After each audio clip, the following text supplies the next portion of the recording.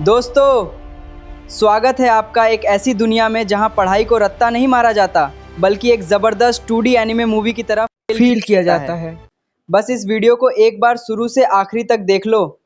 ऐसी गारंटी है कि ज़िंदगी में कभी दोबारा इस चैप्टर को रटना नहीं पड़ेगा। सब कुछ क्रिस्टल क्लियर हो जाएगा। दोस्तों, स्वागत है नाडवीर द साइंस क्रॉनिकल्स के एपिसोड 1 में, जिसका दिमाग रट्टा मरने में नहीं, चीज़ों को फील करके समझने में चलता है। अंकित, जल्दी करो, स्कूल के लिए लेट हो रहा है। आ रहा हूँ माँ। तभी उसकी छोटी बहन रूही, जो क्लास 10th में है, उसका बैग खोलकर भैया, इतनी सारी हेवी क्लास 11th की बुक्स उठा तो ली, पर पढ़ते कब हो? रूही बोली, मतलब साल में बस 2 बार।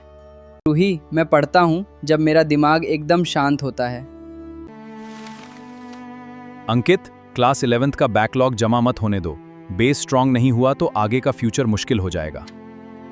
पापा, मैं ट्राई करता हूँ, पर जब तक मुझे कॉन्सेप्ट का असली रीज़न समझ नहीं आता, दिमाग में बैठता ही नहीं। घर के टेंशन और पढ़ाई के हैवी स्ट्रेस से दिमाग को एकदम शांत करने के लिए अंकित स्कूल के बाद पास के एक सुंदर जंगल की तरफ निकल पड़ता है। जंगल के मौसम, ठंडी हवा और पशु पक्षियों की चहचहाहट से उसका माइंड एकदम रिलैक्स हो जाता है। वो एक पुराने बरगद के पेड़ के नीचे बैठ जाता है। अचानक उसका माइंड एकदम ज़ीरो फ्रीक्वेंसी पर शांत हो जाता है। तभी आसमान से एक नीली कॉस्मिक वेव बरगद के पेड़ और अंकित पर गिरती है। अंकित आंखें खोलता है और हैरान हो जाता है। उसे पानी के बहने की और पेड़ों के अंदर की वाइब्रेशन साफ सुनाई देने लगती हैं। वो कॉस्मिक एनर्जी अंकित के ऑर्डिनरी स्मार्ट वॉच में समा जाती है। उसका वॉच ब्राइट ब्लू लाइट से ग्लो करने लगता है और रिस्ट पर रेजोनेंस पैटर्न बन जाता है। तभी उसे एक पौधे के दर्द का सिग्नल मिलता है। मैं इसका सिग्नल सुन तो सकता हूँ, पर इसे ठीक कैसे करूँ? अंकित ने पौधे को ध्यान से देखा। उसे पौधे के अंदर से डिकेइंग स्ट्रेस सिग्नल तो मिल रहा था। उसे पानी चाहिए, नाइट्रोजन या कोई बीमारी है, ये उसे बिल्कुल समझ नहीं आया। धीरे धीरे जंगल में शाम होने लगी। अंकित ने बैग उठाया और बोला, मेरा ध्यान तो लग गया, शक्ति भी मिल गई, पर बिना पढ़ाई और ज्ञान के मैं किसी की मदद नहीं कर सकता। भैया, ये हाथ में नया क्या ग्लो कर रहा है? उस बर्ड को डर लग रहा है। भैया, सच बताओ, ये हाथ में क्या ग्लो कर रहा है? नहीं तो अभी पापा और मम्मी को बता दूंगी कि आप स्कूल के बाद कहाँ थे।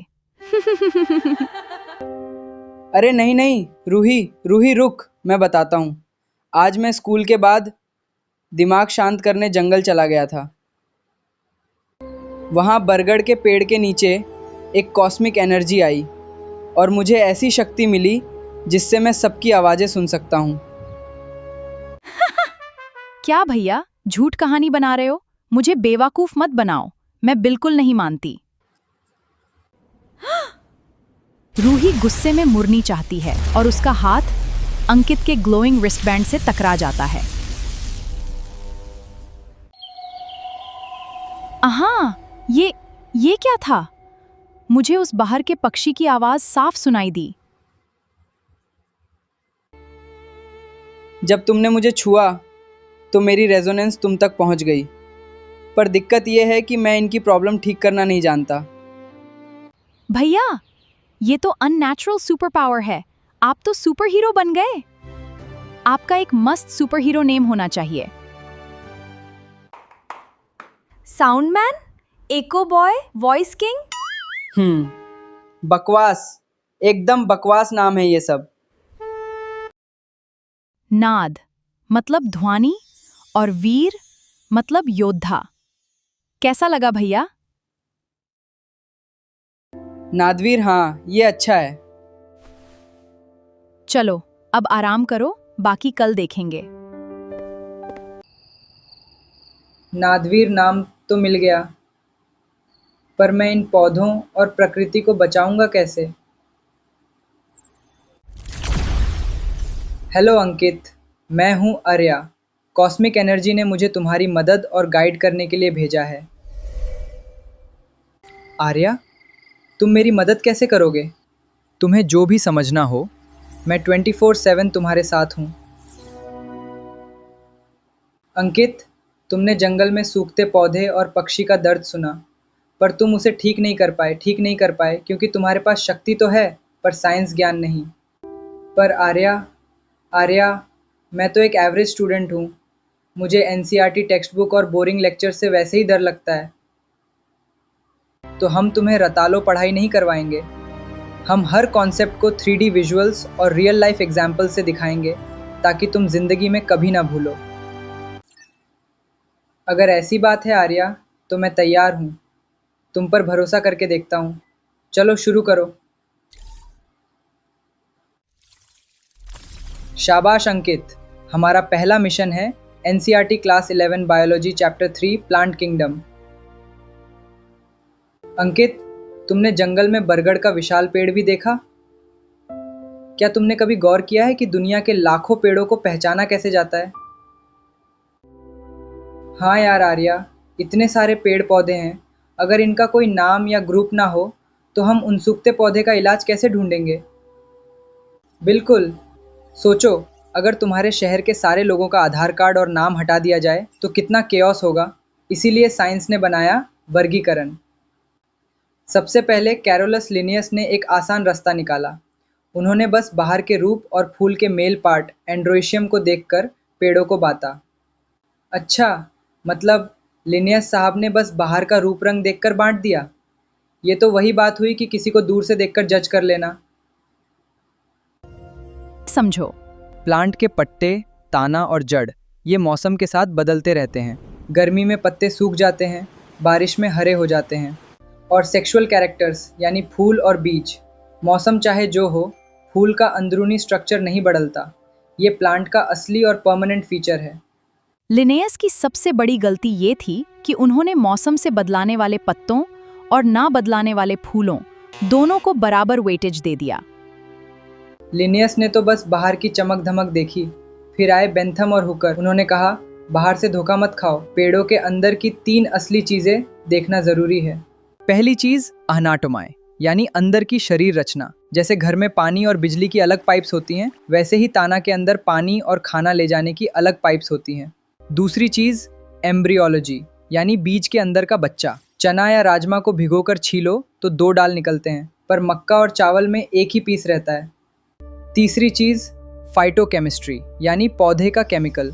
हल्दी का पीला रंग, लहसुन की महक और नीम का कड़वापन, ये उनके अंदर के केमिकल्स हैं।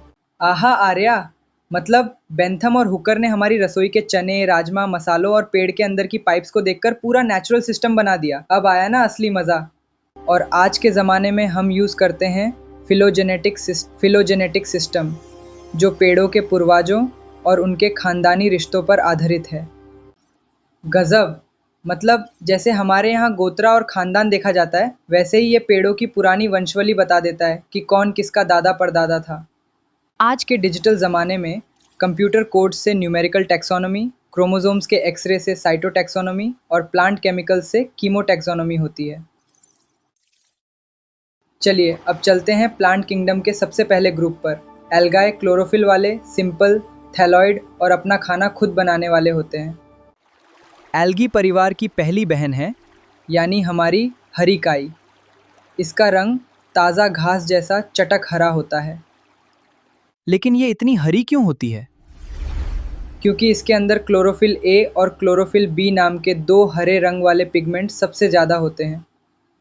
और ये अपना खाना कैसे छुपा कर रखती है? डब्बा सिस्टम की तरह। इसके अंदर पायरेनॉइड्स नाम के प्रोटीन बॉडीज होते हैं, जो स्टार्च के डब्बों में खाना स्टोर करते हैं। वाह आर्या, मतलब हरी काई का खाना भी हमारे घर के आलू और चावल के स्टार्च जैसा ही है, एकदम सिंपल। अब मिलो दूसरी बहन से, फेओफाइसिए यानी भूरी काई, ब्राउन एल्गी। ये ज़्यादातर खरे समुंदर के पानी में मिलती है। इसका रंग हरा क्यों नहीं दिखता? क्योंकि इसके अंदर फ्यूकोक्सैंथिन 3 नाम का भूरा पिगमेंट हरे रंग को पूरी तरह ढक लेता है। और ये अपना खाना साधारण स्टार्च में नहीं, बल्कि लामिनरिन और मैनिटोल नाम के जातिल कार्बोहाइड्रेट्स में स्टोर करती है। अब मिलो तीसरी बहन से, रोडोफाइसिए यानी लाल काय। ये समुंदर के सबसे गहरे और अंधेरे हिस्सों में मिलती है। इसका लाल रंग रफाइकोएरिथ्रिन पिगमेंट की वजह से होता है। ये पिगमेंट गहरे पानी में पहुंचने वाली नीली रोशनी को सूख कर खाना बना लेता है। क्या तुमने कभी सोचा है कि आइसक्रीम और जेली इतनी गाढ़ी कैसे जमती हैं? लाल काई से निकलने वाले अगर पाउडर की वजह से। और तो और अंतरिक्ष यात्री स्पेस में क्लोरेला नाम की काई की प्रोटीन टैबलेट्स खाते हैं, क्योंकि इसमें भरपूर प्रोटीन होता है।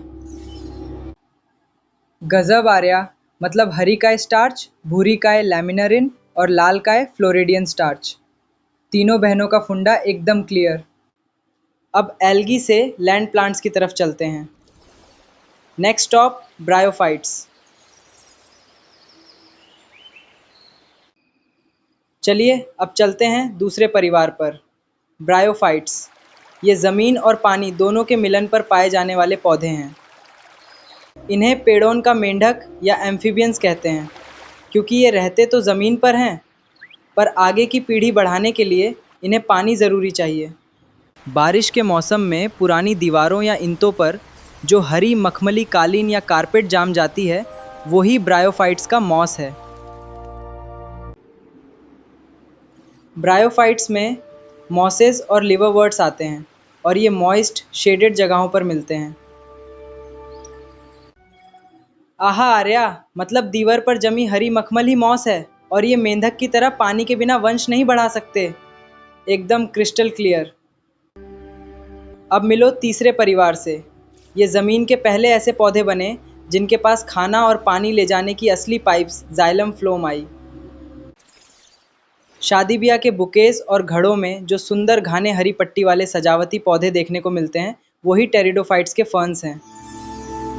चौथा परिवार है जिम्नोस्पर्म्स, यानी नग्न बीज वाले पेड़, जैसे पहाड़ों पर पाए जाने वाले चीद और साइकस। इनके बीज के ऊपर कोई फल का छिलका नहीं होता। एक मज़ेदार बात बताऊं? बाजार में मिलने वाला महंगा ड्राई फ्रूट चिलगोज़ा चीद पाइनस के पेड़ का नग्न बीज ही तो है।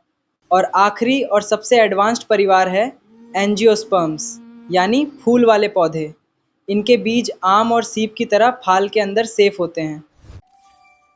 सारे पेड़ों की ज़िंदगी में 2 फेजेस आते हैं, गैमेटोफाइट और स्पोरोफाइट 2n। इसी को कहते हैं alternation of generations. Life cycle समझने से पहले 2 बातें समझो। सिंगल क्रोमोसोम सेट को कहते हैं गैमेटोफाइट और डबल क्रोमोसोम पेयर 2n को कहते हैं स्पोरोफाइट। ऐसे समझो, n मतलब अकेले रहने वाला सिंगल स्टूडेंट फेज और 2n मतलब पूरा बड़ा पेड़ जिसके पास जड़, ताना और पत्ते सब आके जुड़ जाते हैं। पहला है हैप्लॉन्टिक लाइफ साइकिल। एल्गी जैसे वॉल्वॉक्स और स्पायरोजायरा अपनी 90% ज़िंदगी अकेले रूप में बिताते हैं। इनके पास बड़ा पेड़ नहीं होता, ये बस कोशिकाओं के मिलन से एक छोटा 2n जाइगोट बनाते हैं, जो बुरी गर्मी या ठंड से बचकर वापस n बन जाता है। दूसरा है डिप्लॉन्टिक लाइफ साइकिल। 90% ज़िंदगी 2n वजूद में रहते हैं। n is just a tiny pollen grain inside the flower. बड़े पेड़ों में गैमेटोफाइट इतना छोटा हो जाता है कि वो फूल के अंदर का एक छोटा सा परक्कान पॉलन और अंडा बनकर रह जाता है। तीसरा है हैप्लोडिप्लॉन्टिक लाइफ साइकिल। ये ब्रायोफाइट्स और प्रोफाइट्स में मिलता है, जहाँ n और 2n दोनों को बराबर इज्जत और समय मिलता है। दीवार की हरी मखमल मैं बॉडी n होती है और फर्न्स में मैं बॉडी 2n होती है, पर दोनों एक दूसरे के बिना पूरे नहीं होते। तो ये था हमारा पूरा प्लांट किंगडम, एल्गी से लेकर ब्रायो, जिम्नो और एंजियो तक, सभी का एवोल्यूशन एक साथ। आहा आर्या, अब समझ आया। पढ़ाई तो हो गई आर्या, पर जंगल वाले उस सूखते पौधे का क्या? इस प्लांट किंगडम के ज्ञान से मैं उसे कैसे बचा सकता हूँ? देखो नादवीर, पहले तुम यूँ साधारण पौधा समझकर गलत पानी देते, पर अब तुम जानते हो कि वो एक छाया प्रेमी फर्न है जिसे स्फैग्नम जैसी नमी चाहिए। तुम्हारी सुनाने की शक्ति बस दर्द महसूस करती है, पर साइंस का ज्ञान उस दर्द का इलाज ढूंढता है। अब तुम नेचर के असली डॉक्टर हो। वाह आर्या, मतलब अब मैं जंगल जाकर उस पौधे को सही वातावरण और नमी देकर बचा सकता हूँ। ज्ञान ही मेरी सबसे बड़ी शक्ति है। वाह आर्या, पहला मिशन प्लांट किंगडम कंप्लीट। अब मुझे पौधों की हर एक शक्ति और साइंस अच्छे से समझ आ गई। कमाल कर दिया नादवीर, पर तैयार रहो, अगले एपिसोड में हम पौधों के अंदर की रासायनिक शक्ति को अनलॉक करेंगे।